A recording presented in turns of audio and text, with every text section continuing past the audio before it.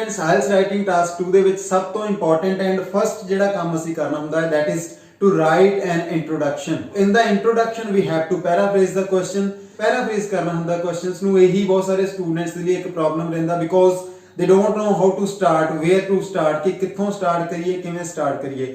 So students, ਇਸ video ਦੇ ਵਿੱਚ I am gonna give you 3 tips that can help you to write an effective introduction by paraphrasing the given question. So let's get started. First of all, we can use synonyms to paraphrase our task 2 introduction. Number second, students, we can use gerunds. What are gerunds? We will discuss later. And the number third is we can change sentence formation. ਤਿੰਨੋਂ ਤਰੀਕੇ ਨੂੰ ਕਿਵੇਂ use ਕਰਨਾ ਹੈ, ਕਿਹੜਾ effective ਹੋਊਗਾ, ਆਉਣ ਵਾਲੀ ਵੀਡੀਓ ਦੇ ਵਿੱਚ ਆਪਾਂ ਡਿਸਕਸ ਕਰਾਂਗੇ ਸਾਰਾ ਕੁਝ. ਫਸਟ ਆਫ ਆਲ ਆਪਾਂ ਦੇਖਾਂਗੇ ਕਿ ਕਿਵੇਂ ਆਪਾਂ synonyms ਨੂੰ ਯੂਜ਼ ਕਰਕੇ ਇੰਟਰੋਡਕਸ਼ਨ ਲਿਖ ਸਕਦੇ ਹਾਂ. then we will use gerunds and number third ਤੇ ਅਸੀਂ ਟੋਟਲੀ ਚੇਂਜ ਕਰਾਂਗੇ question as well as vocabulary and sentences. so ਇਸ ਤਰੀਕੇ ਦੇ ਨਾਲ ਅਸੀਂ one by one ਤਿੰਨੋਂ ਟਿਪਸ ਨੂੰ ਆਪਾਂ ਡਿਸਕਸ ਕਰਾਂਗੇ.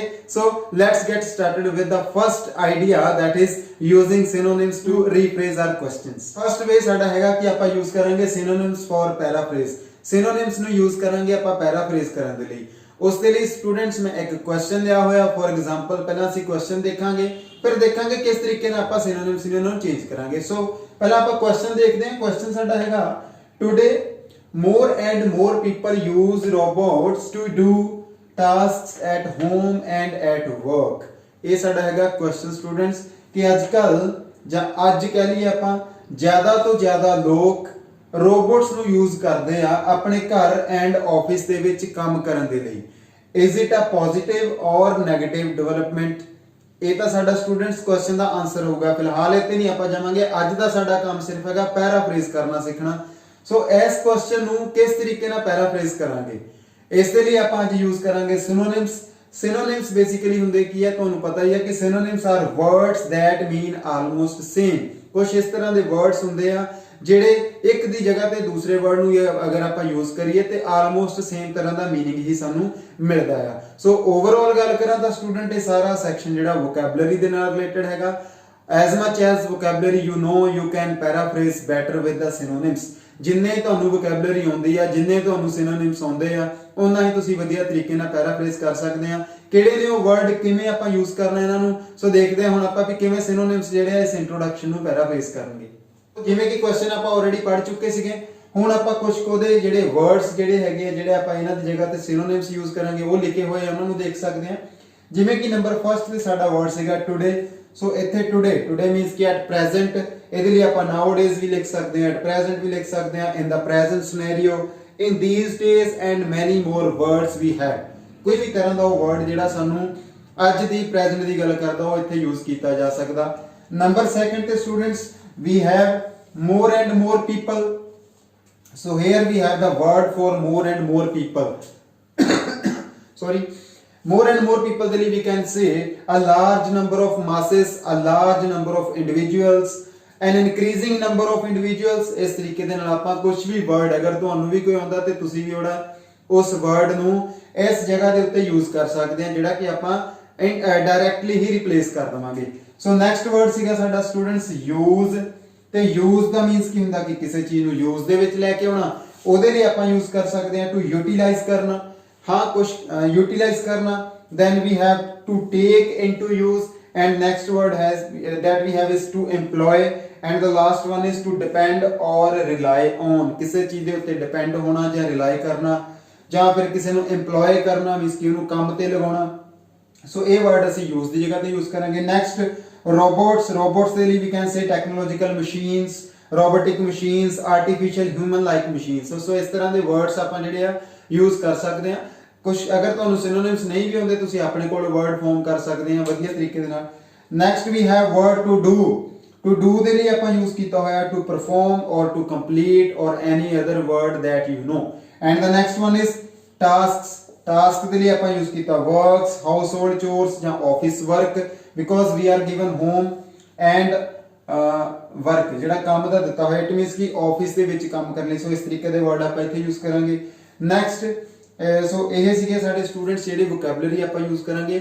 ਨੀਚੇ ਹੁਣ ਆਪਾਂ ਕੀ ਕੀਤਾ, ਸਿੰਪਲੀ ਇਸੇ ਹੀ ਟੈਂਸ ਦੇ ਵਿੱਚ ਟੈਂਸ ਨੂੰ ਚੇਂਜ ਨਹੀਂ ਕੀਤਾ, ਪ੍ਰੈਜ਼ੈਂਟ ਲਿਖਿਆ, ਆਪਾਂ ਵੀ ਪ੍ਰੈਜ਼ੈਂਟ ਲਿਖ ਦਿੱਤਾ, ਪ੍ਰੈਜ਼ੈਂਟ ਇੰਡੈਫੀਨਾਈਟ, ਬਟ ਚੇਂਜ ਅਸੀਂ ਕੀ ਕੀਤਾ, ਅਸੀਂ ਵਰਡ ਦੀ ਜਗ੍ਹਾ ਤੇ ਵਰਡ ਨੂੰ ਰਿਪਲੇਸ ਕਰ ਦਿੱਤਾ। So you can see here nowadays for today an increasing number of masses, more and more people employ, use robotic machines, robots to perform, to do household and office works। So student ਇਸ ਤਰੀਕੇ ਦੇ ਨਾਲ ਅਸੀਂ easily ਹੀ ਜਿਹੜਾ ਆ synonyms ਦੀ help ਦੇ ਨਾਲ ਆਪਣੇ ਟਾਸਕ 2 ਦੀ ਇੰਟਰੋਡਕਸ਼ਨ ਨੂੰ ਪੈਰਾਫਰੇਜ਼ ਕਰ ਲਿਆ ਆ।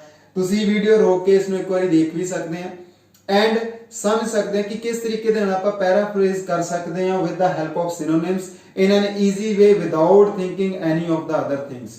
ਹਾਂ ਇੱਕ ਚੀਜ਼ ਹੋਰ ਹੈ ਕਿ ਇਸ ਸਟੇਟਮੈਂਟ ਦੇ ਵਿੱਚ ਮੈਂ ਹੋਰ ਕੋਈ ਚੀਜ਼ ਨਹੀਂ ਯੂਜ਼ ਨਹੀਂ ਕੀਤੀ, ਕੋਈ ਐਕਸਟਰਾ ਲਾਈਨ ਯੂਜ਼ ਨਹੀਂ ਕੀਤੀ, ਬਿਕੋਜ਼ ਸਟੂਡੈਂਟਸ ਇਸ ਵੀਡੀਓ ਸਿਰਫ ਮੈਂ ਪੈਰਾਫਰੇਜ਼ ਕਰਨਾ ਦੱਸ ਰਿਹਾ। ਜਦੋਂ ਮੈਂ ਇਕੱਲੀ ਇੰਟਰੋਡਕਸ਼ਨ ਬਣਾਉਣੀ ਦੱਸੂਗਾ ਨਾ ਉਦੋਂ ਦੱਸੂਗਾ ਕਿ ਹੁੱਕ ਯੂਜ਼ ਕਰਨੀ ਹੈ ਜਾਂ ਨਹੀਂ ਕਰਨੀ ਹੈਗੀ, ਜਾਂ ਕਿਸ ਤਰੀਕੇ ਦੇ ਨਾਲ ਆਪਾਂ ਇੰਟਰੋਡਕਸ਼ਨ ਨੂੰ ਵਧੀਆ ਕਰ ਸਕਦੇ ਹਾਂ, ਜਾਂ ਫਿਰ ਹੋਰ ਵੀ ਇਹਦੇ ਵਿੱਚ ਚੀਜ਼ਾਂ ਐਡ ਕਰ ਸਕਦੇ ਹਾਂ। ਸੋ ਸਟੂਡੈਂਟਸ ਇਹਨੂੰ ਰੋਕ ਕੇ ਇੱਕ ਵਾਰ ਦੇਖ ਲਓ ਕਿਸ ਤਰੀਕੇ ਨਾਲ ਯੂਜ਼ ਕੀਤਾ। ਔਰ ਹਾਂ ਇਸ ਤੋਂ ਇਲਾਵਾ ਜਦੋਂ ਵੀ ਆਪਾਂ ਸਿਨੋਨਿਮਸ ਯੂਜ਼ ਕਰਦੇ ਹਾਂ ਸਟੂਡੈਂਟਸ ਸਭ ਤੋਂ ਇੰਪੋਰਟੈਂਟ ਚੀਜ਼ ਹੈਗੀ ਹੈ ਕਿ ਤੁਹਾਨੂੰ ਸਿਨੋਨਿਮਸ ਦਾ ਮੀਨਿੰਗ ਕਲੀਅਰ ਹੋਣਾ ਚਾਹੀਦਾ ਆ।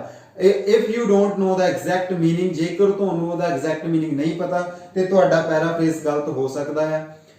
ਠੀਕ ਹੈ ਜੀ। ਸੋ ਇਸ ਕਰਕੇ ਤੁਸੀਂ ਕਦੇ ਵੀ ਇੰਟਰਨੈਟ ਤੋਂ ਕੱਢ ਕੇ ਸਿੱਧੇ ਸਿਨੋਨਿਮ ਜਦੋਂ ਤੁਸੀਂ ਯਾਦ ਕਰਦੇ ਆ ਦੈਟਸ ਰਾਈਟ ਵੇ, ਤੁਸੀਂ ਉਹਦਾ ਯਾਦ ਕਰ ਸਕਦੇ ਆ, ਬਟ ਉਸ ਵਰਡ ਨੂੰ ਜਿਹਨੂੰ ਵੀ ਤੁਸੀਂ ਯਾਦ ਕਰਦੇ ਹੋ ਉਹਦਾ ਮੀਨਿੰਗ ਜ਼ਰੂਰ ਦੇਖਣਾ ਕਿ ਇਹਦਾ ਯੂਜ਼ ਕਿਸ ਤਰੀਕੇ ਨਾਲ ਹੁੰਦਾ, ਤਾਂ ਹੀ ਤੁਹਾਨੂੰ ਪਤਾ ਲੱਗੂਗਾ ਕਿ ਕਿਹੜਾ ਵਰਡ ਕਿਸ ਜਗ੍ਹਾ ਤੇ ਯੂਜ਼ ਕੀਤਾ ਜਾ ਸਕਦਾ।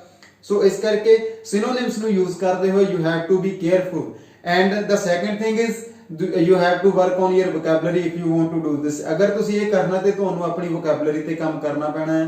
ਸੋ ਸਟੂਡੈਂਟਸ ਇਹ ਸੀਗਾ ਸਾਡਾ ਫਰਸਟ ਤਰੀਕਾ। ਨੈਕਸਟ ਅਸੀਂ ਦੇਖਦੇ ਹਾਂ ਕਿ ਕਿਵੇਂ ਆਪਾਂ ਜੇਰੈਂਟਸ ਨੂੰ ਯੂਜ਼ ਕਰਕੇ ਇਸ ਤਰੀਕੇ ਦੇ ਨਾਲ ਇੰਟਰੋਡਕਸ਼ਨ ਨੂੰ ਪੈਰਾਫਰੇਜ਼ ਕਰ ਸਕਦੇ ਹਾਂ। Next trick that is using gerunds। We can use gerunds in order to paraphrase our writing task 2 questions। gerunds basically ਕੀ ਹੁੰਦੇ ਅਗਰ ਤੁਹਾਨੂੰ ਨਹੀਂ ਪਤਾ ਤੇ ਛੋਟੀ ਜਿਹੀ ਇਨਫੋਰਮੇਸ਼ਨ ਇੱਥੇ ਦੇ ਦੇਣਾ, ਅਦਰਵਾਈਜ਼ ਤੁਹਾਨੂੰ ਮੇਰੀ gerund ਦੇ ਉੱਤੇ ਅਲੱਗ ਵੀਡੀਓ ਦੇਖਣੀ ਪਊਗੀ। gerunds ਨੂੰ ਸਮਝਣਾ ਇੱਕ ਅਲੱਗ ਟੌਪਿਕ ਹੈਗਾ। ਇੱਥੇ ਅਗਰ ਆਪਾਂ ਸਮਝੀਏ ਤਾਂ gerunds are basically verbs with ing। ਤੁਸੀਂ verb ਦੀ ਫਰਸਟ ਫਾਰਮ ਦੇ ਨਾਲ ing ਯੂਜ਼ ਕਰਦੇ ਹਾਂ ਜਿਸ ਨੂੰ ਅਸੀਂ verb ਦੀ ਫੋਰਥ ਫਾਰਮ ਵੀ ਕਹਿ ਦਿੰਦੇ ਹਾਂ, but verb the first form plus ing can perform different functions according to the context। ਉਹਦੇ ਫੰਕਸ਼ਨ ਅਲੱਗ-ਅਲੱਗ ਹੋ ਸਕਦੇ ਆ। ਇਸ ਵਿੱਚ ਹੁੰਦਾ ਕੀ ਆ, conversion of a verb into noun and using as a subject। gerund basically ਕੀ ਹੁੰਦਾ ਵੀ ਕਿਸੇ ਵੀ verb ਨੂੰ noun ਦੇ ਵਿੱਚ ਕਨਵਰਟ ਕਰਕੇ ਉਸ ਨੂੰ as a subject ਯੂਜ਼ ਕਰ ਲੈਣਾ, ਉਸ ਨੂੰ ਹੀ gerund ਕਿਹਾ ਜਾਂਦਾ। ਜਦੋਂ ਵੀ ਆਪਾਂ gerund ਦੇ ਨਾਲ ਰਾਈਟਿੰਗ ਟਾਸਕ 2 ਜਾਂ ਕਿਸੇ ਵੀ ਤਰ੍ਹਾਂ ਦੀ ਚੀਜ਼ ਨੂੰ ਪੈਰਾਫਰੇਜ਼ ਕਰਨਾ ਹੈ ਜਾਂ ਕਿਤੇ ਵੀ ਇਹਨੂੰ ਯੂਜ਼ ਕਰਨਾ ਹੈ ਸੈਂਟੈਂਸ ਦੇ ਵਿੱਚ, so then we have to focus on the verb that is used in a statement। ਕਿਸੇ ਵੀ ਸਟੇਟਮੈਂਟ ਦੇ ਵਿੱਚ ਅਗਰ ਕੋਈ ਵਰਬ ਯੂਜ਼ ਹੋਇਆ ਤੇ ਸਾਨੂੰ ਫਾਈਂਡ ਆਊਟ ਕਰਨਾ ਪੈਣਾ ਐਂਡ ਇੰਪੋਰਟੈਂਟ ਚੀਜ਼ ਕਿ ਉਹ ਵਰਬ ਦੇ ਉੱਤੇ ਸੈਂਟੈਂਸ ਦਾ ਫੋਕਸ ਵੀ ਹੋਣਾ ਚਾਹੀਦਾ ਹੈ। Let me take an example. ਜਿਵੇਂ ਕਿ ਇਸ ਕੁਐਸਚਨ ਦੇ ਵਿੱਚ ਲਿਖਿਆ ਹੋਇਆ ਕਿ today more and more people use robots to do tasks at home and work. ਇਸ ਸੈਂਟੈਂਸ ਦੇ ਵਿੱਚ ਸਾਡੇ ਕੋਲ ਜਿਹੜਾ ਵਰਬ ਲੱਗਿਆ ਹੋਇਆ ਸਟੂਡੈਂਟ ਉਹ ਲੱਗਿਆ ਹੋਇਆ ਯੂਜ਼। ਇਟ ਮੀਨਸ ਕੀ ਆ ਕਿ ਇਹ ਐਸੇ ਦਾ ਜਿਹੜਾ ਫੋਕਸ ਹੈਗਾ ਉਹ ਕਾਦੇ ਉੱਤੇ ਆ, ਇਸ ਕੁਐਸਚਨ ਦਾ ਫੋਕਸ ਹੈਗਾ ਰੋਬੋਟਸ ਨੂੰ ਯੂਜ਼ ਕਰਨ ਦੇ ਉੱਤੇ ਕਿ ਰੋਬੋਟਸ ਜਿਹੜੇ ਆ ਯੂਜ਼ ਕੀਤੇ ਜਾ ਰਹੇ ਆ ਘਰ ਦਾ ਐਂਡ ਆਫਿਸ ਦਾ ਕੰਮ ਕਰਨ ਦੇ ਲਈ। ਕਰਦਾ ਕੌਣ ਪਿਆ ਯੂਜ਼, ਇਹਨਾਂ ਨੂੰ ਪੀਪਲ ਯੂਜ਼ ਕਰਦੇ ਪਏ ਆ। ਸੋ ਇਟ ਮੀਨਸ ਕਿ ਇਸ ਕੁਐਸਚਨ ਦੇ ਵਿੱਚ ਮੇਰਾ ਫੋਕਸ ਜਿਹੜਾ ਇੱਕ ਵਰਬ ਹੈਗਾ ਆ ਕਿ ਇਹ ਸਾਡਾ ਐਸੇ ਰੋਬੋਟਸ ਨੂੰ ਯੂਜ਼ ਕਰਨ ਦੇ ਉੱਤੇ ਆ। ਸੋ ਜਦੋਂ ਸਾਡਾ ਫੋਕਸ ਕਿਸੇ ਸੈਂਟੈਂਸ ਦੇ ਵਿੱਚ ਇੱਕ ਵਰਬ ਦੇ ਉੱਤੇ ਹੁੰਦਾ ਆ ਔਰ ਉਸੇ ਹੀ ਵਰਬ ਨੂੰ ਅਸੀਂ ਐਜ਼ ਅ gerund ਯੂਜ਼ ਕਰਕੇ ਇੰਟਰੋਡਕਸ਼ਨ ਚ ਕਨਵਰਟ ਕਰ ਸਕਦੇ ਹਾਂ। ਫॉर ਐਗਜ਼ਾਮਪਲ ਕਿ ਯੂਜ਼ ਨੂੰ ਆਪਾਂ ਯੂਜ਼ਿੰਗ ਕਰਕੇ ਉਸ ਤੋਂ ਬਾਅਦ ਅਸੀਂ ਜਿਹੜਾ ਹੈ ਸੈਂਟੈਂਸ ਨੂੰ ਪੈਰਾਫਰੇਜ਼ ਕਰਾਂਗੇ। ਇਹਦੇ ਨਾਲ ਸਾਡਾ ਸਿਨੋਨਿਮਸ ਦੇ ਨਾਲੋਂ ਥੋੜੀ ਜੀ ਕਹ ਲਈਏ ਕਿ ਬੈਟਰ ਇੰਟਰੋਡਕਸ਼ਨ ਬਣਦੀ ਹੈ, ਬਿਕੋਜ਼ ਇਸ ਦੇ ਵਿੱਚ ਆਪਾਂ ਥੋੜਾ ਸੈਂਟੈਂਸ ਵੀ ਚੇਂਜ ਕਰ ਲੈਂਦੇ ਆ ਜਿਹੜਾ ਕਿ ਅਸੀਂ ਐਗਜ਼ਾਮੀਨਰ ਨੂੰ ਆਪਣੀ ਕੈਪੇਬਿਲਿਟੀ ਸ਼ੋ ਕਰ ਸਕਦੇ ਆ ਕਿ we can use a word a single word into other form. So ਦੇਖਦੇ ਹਾਂ ਕਿਵੇਂ ਪੈਰਾਫਰੇਜ਼ ਹੋਊਗਾ gerund ਦੇ ਨਾਲ। ਸਟੂਡੈਂਟਸ gerund ਨੂੰ ਯੂਜ਼ ਕਰਕੇ ਆਪਾਂ ਇੰਟਰੋਡਕਸ਼ਨ ਲਿਖ ਲਈ ਆ। ਤੁਸੀਂ ਦੇਖ ਸਕਦੇ ਹੋ ਕਿ ਕਿਵੇਂ ਆਪਾਂ ਯੂਜ਼ ਕੀਤਾ। ਮੈਂ ਤੁਹਾਨੂੰ ਦੱਸਿਆ ਸੀ ਯੂਜ਼ ਇਸ ਸੈਂਟੈਂਸ ਦੇ ਵਿੱਚ ਮੇਨ ਵਰਬ ਹੈਗਾ, ਮੇਨ ਫੋਕਸ ਹੈਗਾ। ਸੋ ਯੂਜ਼ ਨੂੰ ਆਪਾਂ ਯੂਜ਼ ਕੀਤਾ ਹੈ ਐਜ਼ ਅ ਯੂਜ਼ਿੰਗ। तो जिवें कि आपां पहलां यूज दे कुछ सिनोनिम्स भी देख के आए सीगे, जिवें कि आपां एम्प्लॉय यूज कीता सी, यूटिलाइज कीता सी, उहनां नूं भी सेम तरीके दे नाल इत्थे यूज कीता जा सकदा। सो एम्प्लॉइंग जां फिर यूटिलाइजिंग भी तुसीं लिख सकदे आ। जेड़ा सो पैराफ्रेज तुसीं देख सकदे आ कि यूजिंग, हुण यूजिंग नूं आपां इत्थे लिख लिया एज ए सब्जेक्ट। यूज किस नूं करदे सीगे? रोबोटिक मशीन्स नूं किथे यूज करते सीगे, पर्पस की सीगा यूज करने दा, इन ऑर्डर टू हमेशा लिखा जाता पर्पस के लिए कि क्यों यूज की जा रही कोई चीज। So using robotic machines in order to perform household chores and office works has become common at present. So it means कि रोबोटिक मशीन्स नू हाउसहोल्ड एंड ऑफिस के काम करने के लिए यूज करना अजकल बहुत ही कॉमन हो गया है। सो इस तरीके दे नाल स्टूडेंट्स आप यूज कर सकते हैं। इत्थे जिवें कि मैं प्रेजेंट परफेक्ट यूज कीता ते प्रेजेंट परफेक्ट दे विच मैं कंटीन्यूअस भी लिख सकदा कि इथों आप हैज दी जगह ते आप ये भी लिख सकते कि is becoming popular in these days, कि रोबोटिक मशीन्स नू हाउसहोल्ड एंड ऑफिस के काम करने के लिए यूज करना अजकल जिहड़ा पॉपुलर हो रहा है। सो इस तरीके दे नाल भी आप लिख सकते हैं। सो इस तरीके ना स्टूडेंट्स असी जिहड़ा आ जेरेंट नू यूज करके भी किसी टास्क टू नू पैराफ्रेज कर सकते हैं बहुत ही वधिया तरीके नाल। सिनोनिम्स दे नाल थोड़ा जिहा ज़्यादा वधिया है बिकॉज इहदे विच असी पूरी तरह दे नाल सेंटेंस नू यूज करके सेंटेंस नू चेंज करके एक नाउन फ्रेज नू यूज कीता है, यूजिंग नू एज ए सब्जेक्ट यूज किया, इत्थे जाके साडा वर्ब आया। सो एक वधिया तरीका है, अगर तुसी ये तुहानू आउंदा है ते सिनोनिम्स दे नालों ज़्यादा बेहतर होगा। सो स्टूडेंट्स एक चीज़ इंपॉर्टेंट हैगी आ जदों तुसी जेरेंट्स नू यूज करते हैं, ख्याल रखना कि जेरेंट्स जिहड़े हुंदे आ वो हमेशा ही सिंगुलर हुंदे, इस करके इन्हां दे नाल हमेशा सिंगुलर वर्ब ही यूज करना, कभी भी प्लूरल नहीं हो सकते। सो ये तुसी ख्याल रखना है। होप है कि तुहानू ये आइडिया भी वधिया लग्या होगा। हुण आपां देखते हैं number 3rd and the most effective idea that can make your introductions most attractive.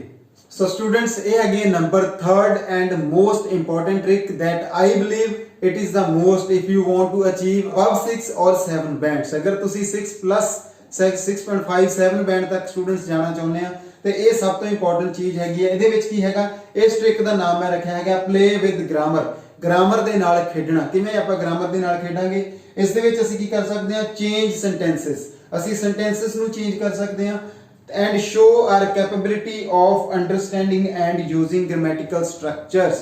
ਇਸ ਟ੍ਰਿਕ ਦੇ ਨਾਲ ਅਸੀਂ ਐਗਜ਼ਾਮੀਨਰ ਨੂੰ ਇਹ ਦੱਸ ਸਕਦੇ ਹਾਂ ਕਿ ਮੈਨੂੰ ਕਿੰਨੀ ਗ੍ਰਾਮਰ ਹੁੰਦੀ ਹੈ, ਮੈਂ ਕਿਸ ਤਰੀਕੇ ਦੇ ਸੈਂਟੈਂਸਸ ਬਣਾ ਸਕਦਾ, ਮੈਨੂੰ ਕਿਸ ਤਰੀਕੇ ਦੇ ਸਟਰਕਚਰਸ ਲਿਖਣੇ ਹੁੰਦੇ ਆ।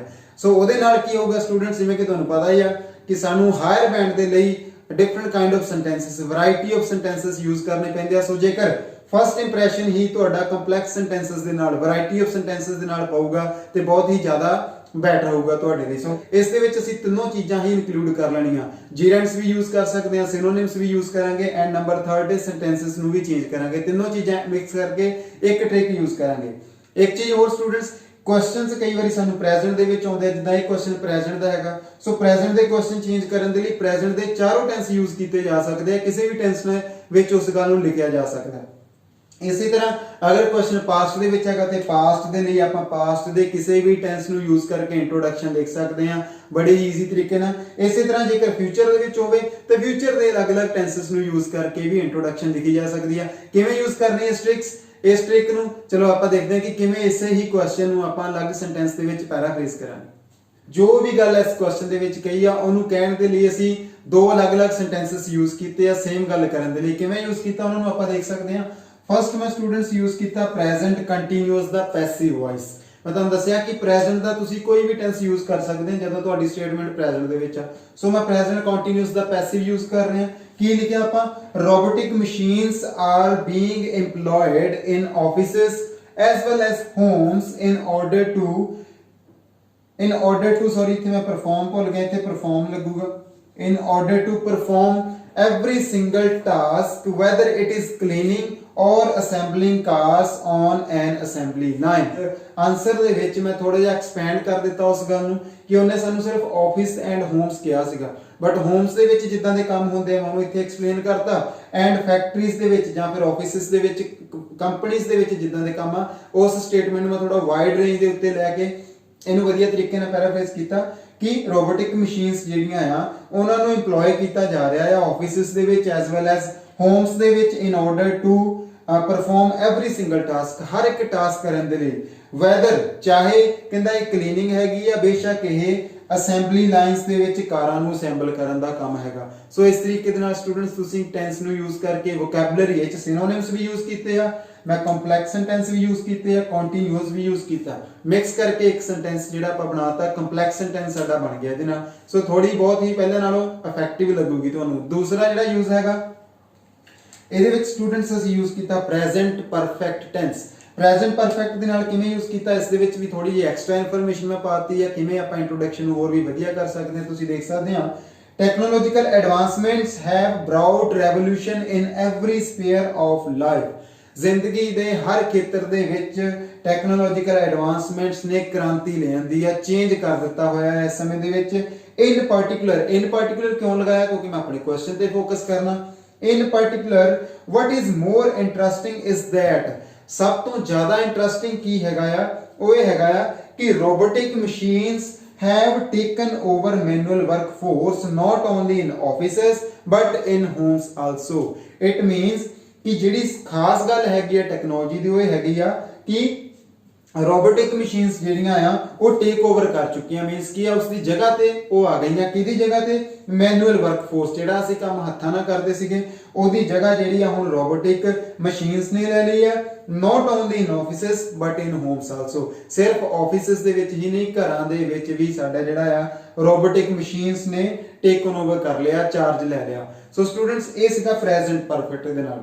ਇਹਦੇ ਵਿੱਚ ਵੀ ਸਿਨੋਨਿਮਸ ਯੂਜ਼ ਕੀਤੇ ਆ, ਕੰਪਲੈਕਸ ਸੈਂਟੈਂਸ ਯੂਜ਼ ਕੀਤਾ, ਮੈਂ ਨਾउन ਕਲੌਜ਼ ਯੂਜ਼ ਕੀਤਾ ਹੋਇਆ, ਪ੍ਰੈਜ਼ੈਂਟ ਪਰਫੈਕਟ ਟੈਂਸ ਯੂਜ਼ ਕੀਤਾ। ਸੋ ਮੈਂ ਤੁਹਾਨੂੰ ਦੱਸਿਆ first impression is the last impression.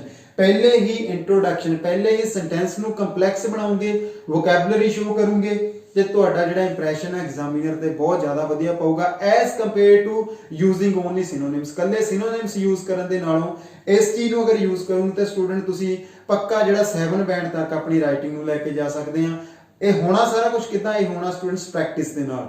First of all you have to learn how we can use synonyms, then you can learn how we can use the gerunds and then you can try to change the variety। ਤੁਸੀਂ variety ਲਿਆਉਣ ਦੀ ਕੋਸ਼ਿਸ਼ ਕਰ ਸਕਦੇ ਆ, ਅਲੱਗ-ਅਲੱਗ sentences ਨੂੰ use ਕਰਨ ਦੀ ਕੋਸ਼ਿਸ਼ ਕਰ ਸਕਦੇ ਆ, ਟੈਂਸਾਂ ਦੇ ਵਿੱਚ ਵੈਰਾਈਟੀ ਲਿਆਓ। ਸੋ ਇਸ ਤਰੀਕੇ ਦੇ ਨਾਲ ਤੁਸੀਂ ਇੱਕ ਵਧੀਆ ਇੰਟਰੋਡਕਸ਼ਨ ਲਿਖ ਸਕਦੇ ਆ। ਸੋ ਇਹ ਸੀਗੇ ਅੱਜ ਦੇ ਸਾਡੇ 3 ਟ੍ਰਿਕਸ ਜਿਹੜੇ ਅਸੀਂ ਯੂਜ਼ ਕਰ ਸਕਦੇ ਆ। Number first, use synonyms, number 2 gerunds and number 3 play with grammar or play with sentences। ਇੱਕ ਵਾਰੀ ਤੁਸੀਂ ਇਹਨੂੰ ਰੋਕ ਕੇ ਦੇਖ ਵੀ ਸਕਦੇ ਆ ਕਿਸ ਤਰੀਕੇ ਦੇ ਨਾਲ ਇੰਟਰੋ ਲਿਖੀ ਗਈ ਆ। ਵੀਡੀਓ ਨੂੰ ਰੋਕ ਕੇ ਤੁਸੀਂ ਆਪ ਵੀ ਪ੍ਰੈਕਟਿਸ ਕਰ ਸਕਦੇ ਆ। ਸੋ ਹੋਪ ਹੈ ਕਿ ਤੁਹਾਨੂੰ ਵੀਡੀਓ ਚੰਗੀ ਲੱਗੀ ਹੋਗੀ। ਅਗਰ ਵੀਡੀਓ ਚੰਗੀ ਲੱਗੀ ਤਾਂ students don't forget to like it and share it with others, and most important thing is don't forget to subscribe my channel for this kind of stuff, and subscribe ਕਰਕੇ ਨਾਲ ਦੀ ਨਾਲ ਬੈਲ ਆਈਕਨ ਨੂੰ ਵੀ ਜਰੂਰ press ਕਰ ਲਿਓ ਤਾਂ ਕਿ ਆਉਣ ਵਾਲੀਆਂ ਇਸ ਤਰ੍ਹਾਂ ਦੀਆਂ ਨਵੀਆਂ ਵੀਡੀਓਜ਼ ਸਭ ਤੋਂ ਪਹਿਲਾਂ ਤੁਹਾਡੇ ਤੱਕ ਪਹੁੰਚ ਸਕਣ ਔਰ ਤੁਸੀਂ ਆਪਣੀ ਰਾਈਟਿੰਗ ਨੂੰ ਚਾਹੇ ਆਇਲਸ ਦਾ ਕੋਈ ਵੀ ਮੋਡਿਊਲ ਨੂੰ ਇੰਪਰੂਵ ਕਰ ਸਕੋ। So again if you like this video don't forget to like, subscribe and share. Thank you.